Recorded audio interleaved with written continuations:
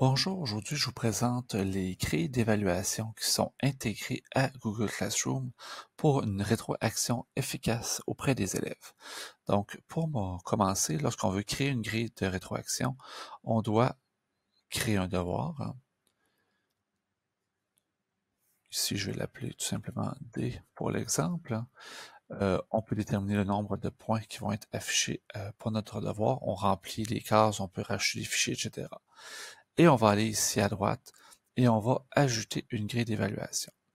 Lorsque vous voulez ajouter une grille d'évaluation, vous avez trois choix. Vous pouvez créer une grille d'évaluation de toutes pièces, vous pouvez réutiliser une grille d'évaluation qui est déjà faite, ou vous pouvez importer une grille à partir d'un fichier Sheet. Si je veux, par exemple, créer une nouvelle grille d'évaluation, donc comment ça fonctionne?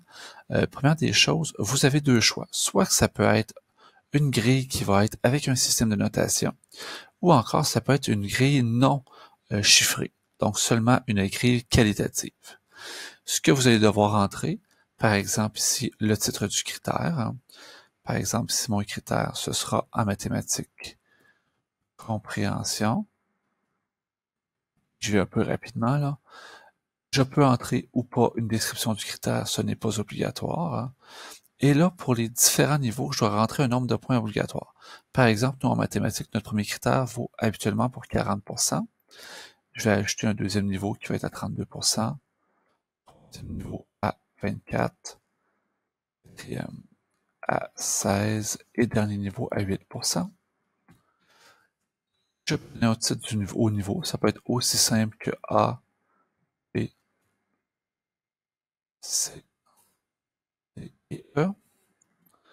Et je peux faire une description. Donc, par exemple, mes descriptions pourraient être pour mon premier critère, compétences au-delà des attentes, compétences au niveau B, compétences assurées, au niveau C, compétences répond minimalement aux attentes, en deçà des attentes et nettement en deçà des attentes. Une fois que ça c'est fait, je vais pouvoir ajouter un nouveau critère ou pas, dépendamment de l'évaluation que je vais faire pour mes élèves. Donc, j'ajoute un nouveau critère et je recommence le même manège.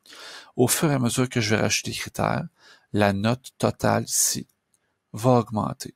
Par exemple, ici, je pourrais me rendre à 100%. Pour l'exemple, j'ai déjà une grille qui est déjà toute faite. Donc, une fois que ma grille a été créée ici, donc ma grille, elle est déjà faite ici. Donc, on a ici les critères compréhension pour A au-delà des attentes, B et etc. Critère application, encore à 40, 32, 24, 16 et 8 points. Et j'ai mis un critère communication, donc pour A au-delà des attentes, et etc. Une fois que ma grille elle est faite, que je suis content, je peux prendre ma grille et l'exporter vers Sheets. Lorsque j'exporte ma grille en format Sheet, et là je peux venir l'afficher ici en bas à gauche, je vais avoir accès à mon fichier Sheet. Et c'est quoi l'intérêt d'avoir un fichier Sheet pour notre grille? Eh bien, ce fichier-là, je pourrais le partager avec des collègues qui, eux, pourront aller l'importer lorsqu'ils voudront utiliser la même grille d'évaluation que moi dans leurs travaux. Donc, on ne travaille pas en double, on travaille en coopération. Une fois que ça c'est fait, je suis prêt à noter mes élèves. Donc, je vais envoyer le travail à mes élèves et je vais être prêt à les noter. Donc, je vais enregistrer mon travail. J'ai ici un devoir d'élève. Donc, voilà, j'arrive dans le travail de ma collègue ici. J'ai cliqué sur le nom de l'élève à gauche et je vais aller noter. Donc, par exemple, pour le critère compréhension, à partir de son travail, et s'il y avait un travail d'intégrer ici, je le verrai ici à l'intérieur de son travail. Donc, au niveau du travail, je peux par exemple la coter A pour la compréhension, je peux refermer mon critère, je peux la coter C pour l'application, et par exemple la coter A pour la communication. Automatiquement, comme ma grille est chiffrée, le total des points va se cumuler et il me resterait à rendre le devoir à mon élève et possiblement mettre un commentaire écrit ou encore utiliser l'application Mote pour faire un commentaire audio. Et je rends le devoir à mon élève. Une fois que ça c'est fait, on va regarder qu'est-ce que l'élève va voir de son côté sur l'application Classroom. Donc, au niveau de l'élève, de quoi ça a l'air lorsque c'est présenté avec une grille de correction.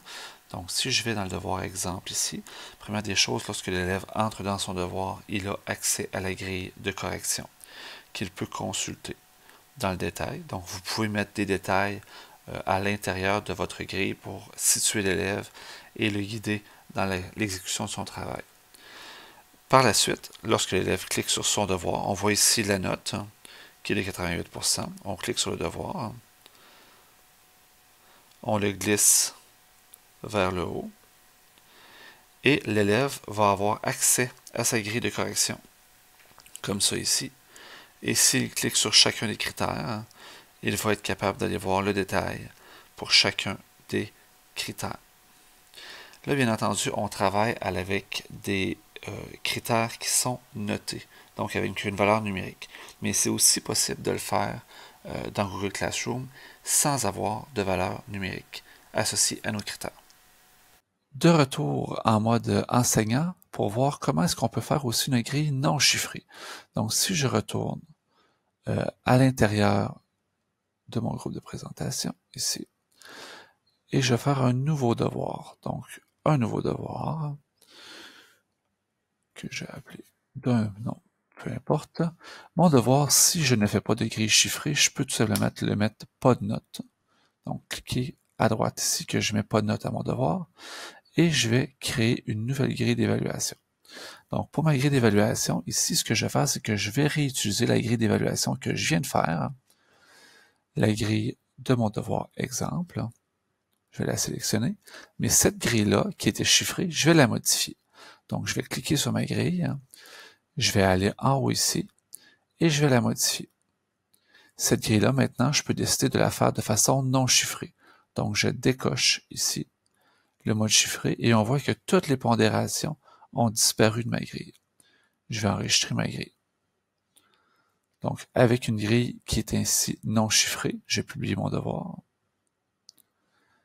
Avec ma grille non chiffrée ici, dans mon exemple 3, si je suis un élève, je peux afficher le devoir ici.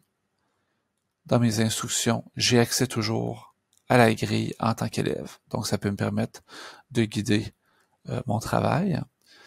Et au niveau de mes devoirs de mes élèves, si je veux coter l'élève, à ce moment-là, je peux le faire, comme tout à l'heure.